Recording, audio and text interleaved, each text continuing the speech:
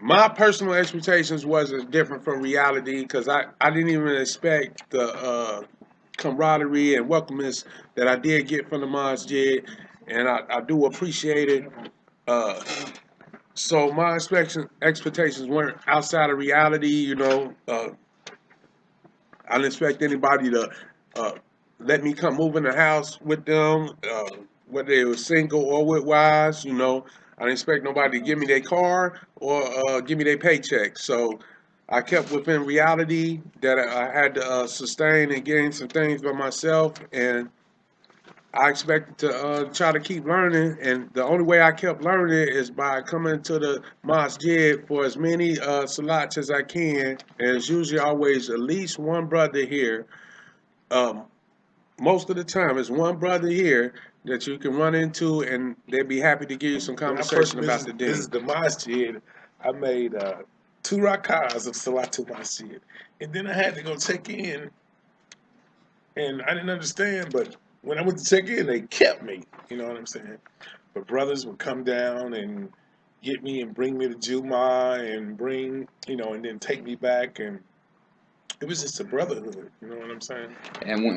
And when I first visited a masjid, they asked me to encounter what happened when I first visited them. Uh, it was actually a paradigm shift. I didn't know what to expect. I come from seeing all African Americans and to us being a minority, seeing Turkish brothers, Arabs, Pakistanis, some white, and I seen it, and then I seen kids, women, and this was a huge change for me. This was really life. People was living their life every day as a Muslim, and that was a change. I mean, that was a awakening that this religion is real, and how am I gonna fit? How am I gonna make my mark or be an active part of the community?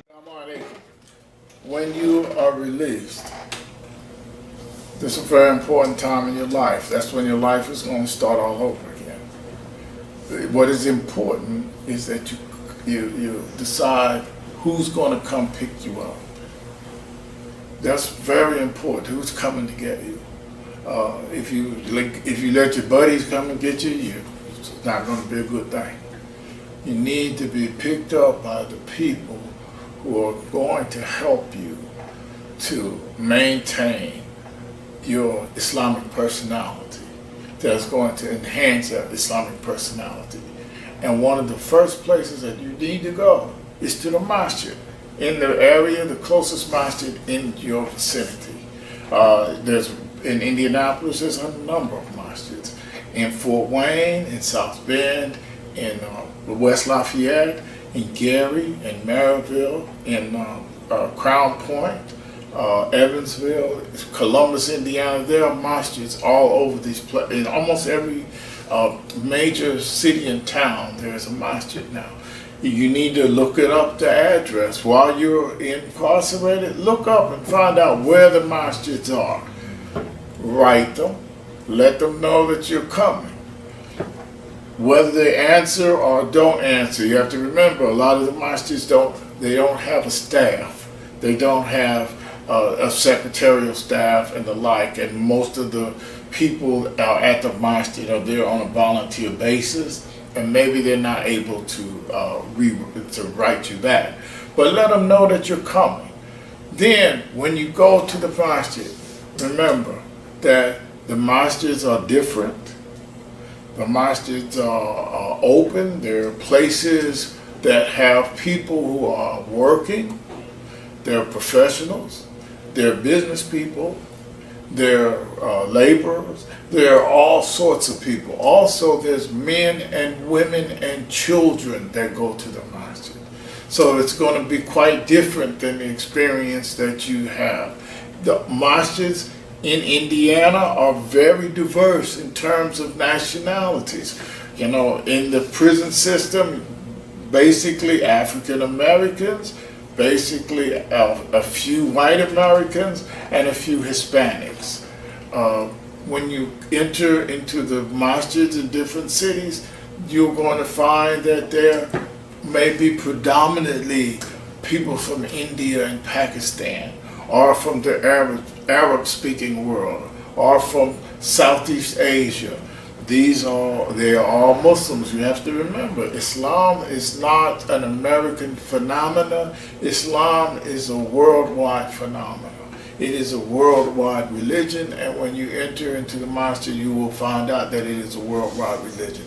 Number one, first thing you should do when you enter the masjid, after you make your 2 rak'ah of salat al-masjid, of visiting a masjid, you make 2 rak'ahs, ask for the imam of the masjid. Ask for the imam. When you meet the imam, tell the imam who you are. Tell him what your name is, what the name that your government name, as you would say. You know, if that's your government name, then tell them. But be sure and tell them what your name is, the name that you're understood to be in by the government. Don't be concerned, overly concerned, if the people want to know who you are and want to check out your background, as far as your background and why you were incarcerated and the like. Tell the imam, I just came from prison. Or you could tell the imam that I've just been released, and this is my first time at a masjid, and can you help me to find my way around the masjid? Because most of us were embracing Islam while they were in prison and never been to a masjid before.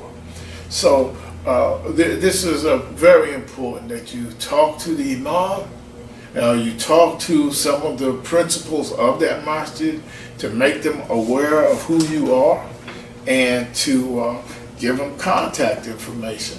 If you are in a halfway house or in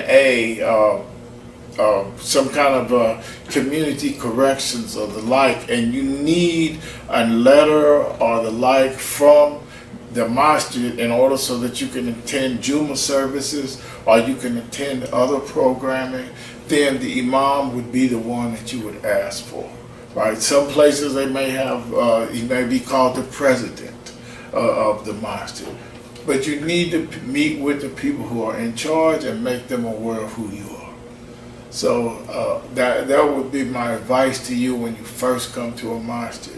Again, a lot of you know me, so if you let me know that you're going to go to whatever city that you plan to go to, and maybe I can contact the imam ahead of time and let them know that you are coming. And so during the 23 years, when I first visited the masjid, when I got home, it was, I can't say that it was not what I expected, because I was actually born a Muslim. And although I had different understanding of Islam then, I was born in the Nation of Islam. I took Shahada in 1992 and started practicing Sunni Islam. And so a lot of the brothers that I knew, because I had grew up Muslim, they were involved in Islam now. And so my return to the masjid was actually a very warm welcoming, because over the years, the brothers that were Muslim in the nation, a lot of them had transitioned to Sunni Islam and or were coming into the facilities. And so among the brothers coming into the facilities were brothers who had knew myself and my family, and as a result, my homecoming was seemingly anticipated. Brothers were just waiting for my return to see maybe how I behaved or transitioned, and like I said, a very warm welcoming and willing to assist me in any way possible in order to help me return successfully, especially after doing 23 years. I went in prison as a teenager. As a result, I'm now a grown man, almost 40 years old. So for me, going to the masjid, it was definitely the first place to go, because Allah subhanahu wa ta'ala says, hold fast to the rope of Allah. And if we're not going to the masjid, then the dunya is definitely going to swallow us up. The shaitan, Allah subhanahu wa ta'ala and his messenger have told us that the shaitan devours the lone sheep, and be mindful of who you befriend. So we hang with the believers. Allah subhanahu wa ta'ala talks about, him and his messenger talked about how being amongst the Muslims, or being the believers, are mirrors of the believers. And so we want to be around people who remind us of Allah subhanahu wa ta'ala The when we see differences them. I seen within the Islamic community on the inside, as well as the Islamic community on the outside. And the inside is more brotherhood, because it's all you have. So we help each other. We help each other in activities. We feed each other, make sure that we have something to eat, and we console and talk to each other, because we all know the hardship in which we've been through. And so basically we all we have. On the outside, it's more, it's not that sense of brotherhood too much. You will see a lot of brothers who actually, when you come out, you will see brothers who they have their own life. So they really you are not their priority. So you will see a fly by night, a lot of smiles, a lot of salams, and then just leave. That brotherhood isn't there right off the bat.